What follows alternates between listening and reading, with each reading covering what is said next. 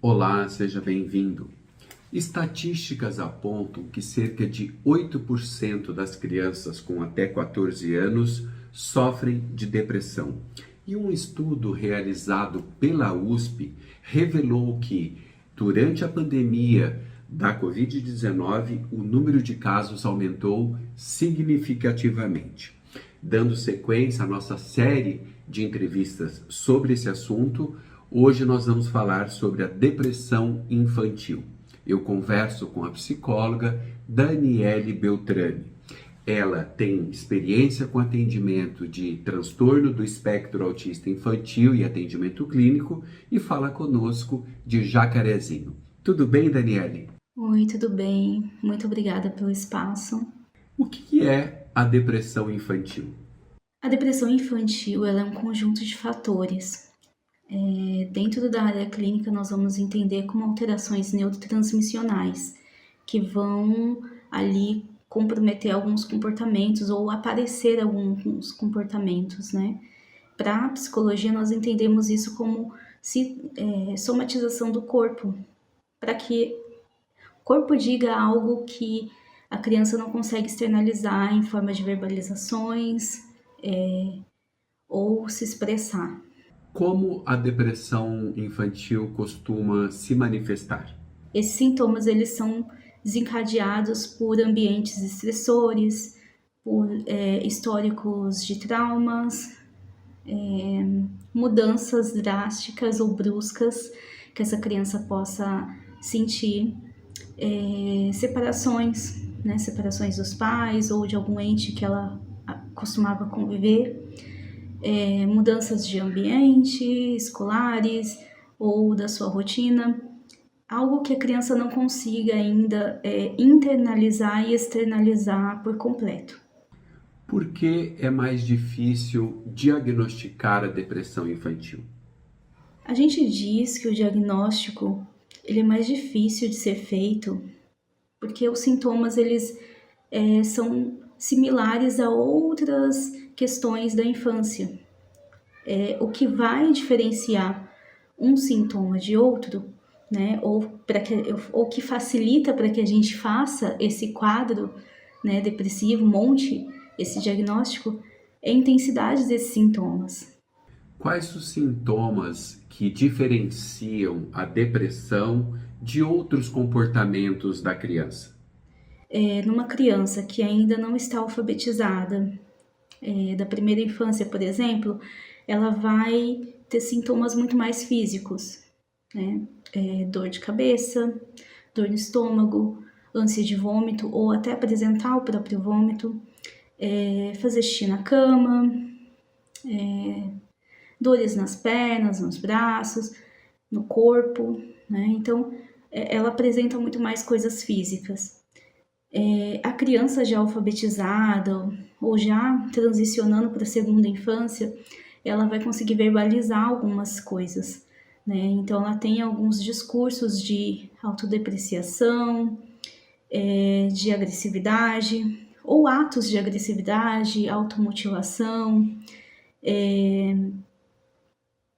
apatia, desinteresse por algo que ela costumava se interessar, né? Além dos clássicos, né? Tristeza continuada, desesperança, desânimo. Quem costuma perceber isso primeiro? Os pais, a escola, o pediatra? Quem costuma perceber primeiro, normalmente, é quem está no convívio com essa criança, né? Quem já sabe aonde ela costuma ser mais espontânea, aonde ela costuma ser mais retraída, e aí consegue perceber essa mudança de comportamento, né? Ou algumas atitudes que talvez não faziam parte desse repertório da criança. A escola está tendo um papel muito mais atuante, né? Os profissionais escolares eles estão muito mais atentos a isso e às vezes estão servindo de orientação para os pais. Existem casos de bullying que são associados à depressão nas crianças? O bullying ele acarreta para a criança muitos sintomas, né? E que pode desencadear, sim, uma depressão infantil. Ele traz um ambiente estressor, né? O termo que a gente usa para discutir sobre bullying, cyberbullying, que também é algo muito importante ser discutido, e que talvez destrói muito mais essa criança pela amplicidade que se dá, causa esse ambiente estressor, né? É um estresse tóxico, onde a criança ela está exposta a humilhações, ridicularizações, onde ela entende que essa autoafirmação depende de um grupo, né? E ela não é aceita por esse grupo. Então, acaba que ela também criando esse sentimento de não se aceitar também. E aí vem aquele discurso autodepreciativo, de desesperança. Como a pandemia fez aumentar os casos de depressão infantil? Todos estávamos nos dando ali com um ambiente desconhecido, não sabíamos que respostas nós teríamos deste ambiente, deste cenário todo, né? Muitos receios, muitos impedimentos que os adultos tiveram que lidar com isso, então não tinha como apresentar para a criança, não tinha como fazer esse apoio para a criança. Então, se nós sofremos com isso, né, emocionalmente, imagine as nossas crianças também. Como é feito o tratamento da depressão infantil? Eu acredito muito que o tratamento em rede, né, em conjunto, ele funciona muito mais. Se a gente pensar numa rede de apoio que é feita pelas pessoas mais próximas dessa criança e pela família, e também pensarmos que existem grupos de profissionais que vão estar pensando esse tratamento para essa criança, cada um na sua área, essa criança ela tende a ter muito mais respostas num tempo muito melhor, né? Muito mais rápido, e é feito tudo com muito mais segurança. E aí a participação dos pais, ela se dá através dessa rede de apoio, né? Mas a gente não pode pensar na participação e na rede de apoio sem uma orientação, né? Sem que os pais busquem, mas sem que os profissionais também estejam abertos a oferecer, né, esse acolhimento e essa orientação para que a rede funcione para além dos consultórios. Como deve ser a participação dos pais ou dos cuidadores, né, as pessoas que estão ali dando condições de sobrevivência para essa criança? É pensar em acolher essa criança, escutar, entender que esses momentos, esses episódios, esses sintomas, eles tendem a desaparecer conforme você vai conseguindo construir um ambiente mais seguro para ela, um ambiente mais acolhedor. A gente consegue prevenir esse quadro depressivo a partir de promoções de qualidade de vida para essa criança, desde o básico, um bom sono, uma boa alimentação, para que ela tenha possibilidades de brincar ao ar livre, né, e poder ter um ambiente ali menos opressor. Quando a gente fala do brincar, é muito importante para a criança. E aqui eu faço um recorte porque o brincar é onde ela vai conseguir construir e assimilar os seus conteúdos internos. É onde ela consegue, dentro da brincadeira, externalizar. Então, quanto mais os pais priorizarem brincadeiras lúdicas, brincadeiras que não venham prontas, né? Brinquedos que não tenham uma única função, onde a criança pode explorar esse brinquedo ou essa brincadeira e dar outros sentidos, né? Dar outras funções. Ela vai trabalhar ali a fantasia dela e conseguir externalizar coisas que ela tem guardado ali para ela. Em que casos é indicado o uso de medicação? Nós, da área da psicologia, nós não entendemos como se dá essa medicação, tá? Porque nós não prescrevemos medicações. O que a gente entende é que o profissional da área médica vai ali junto com os pais montar esse tratamento e, se necessário, fazer essa medicação. O psicólogo, ele não se opõe a nenhum tipo de medicação, né? O nosso trabalho ali é fazer o efeito para além dessa medicação, é trabalhar outras áreas com essa criança. Criança deprimida vai se tornar um adulto deprimido?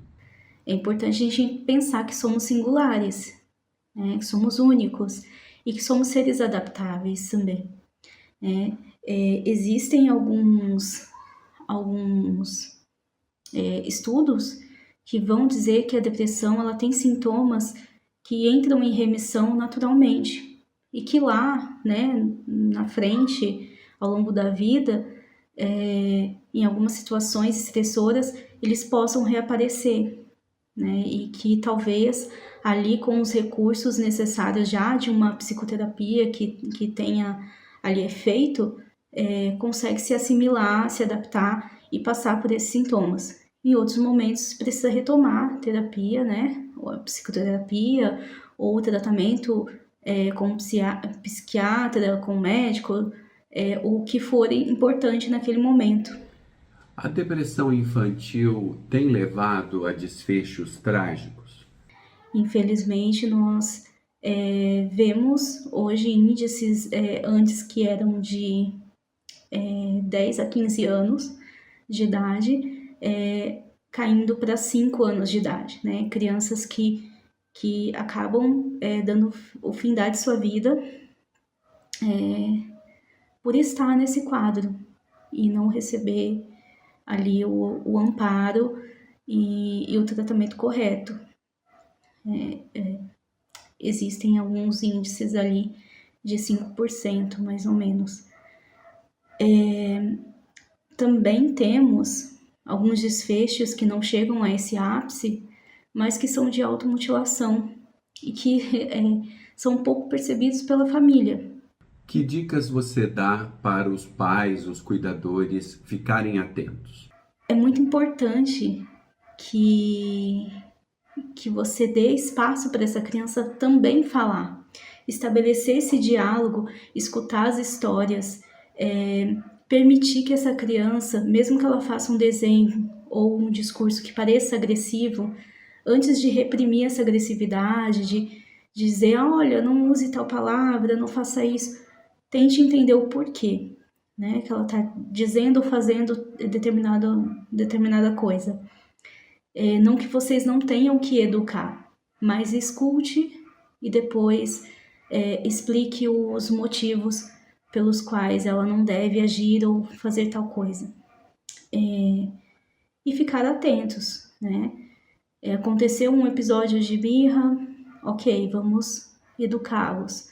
Mas se esses episódios estão excessivos e sem motivos, que não faziam antes sinal de comportamento da criança, é importante que procure um profissional, né? Mesmo que seja o pediatra, mas que estejam atentos, abertos ao diálogo, que coloquem limites nas crianças, principalmente o limite com relação às telas, né? Telas, jogos, tempo de celular ou tempo de qualquer outra ferramenta, né, que não trabalhe muitos conteúdos da criança, que não permita que a criança faça o que ela faz na questão dos brinquedos que eu disse, né? Daniele, obrigado pela entrevista. Muito obrigada pelo espaço, muito obrigada pela oportunidade de falar de um assunto tão relevante e eu espero ter contribuído um pouquinho com algumas informações. E a você, obrigado pela atenção e até o próximo vídeo.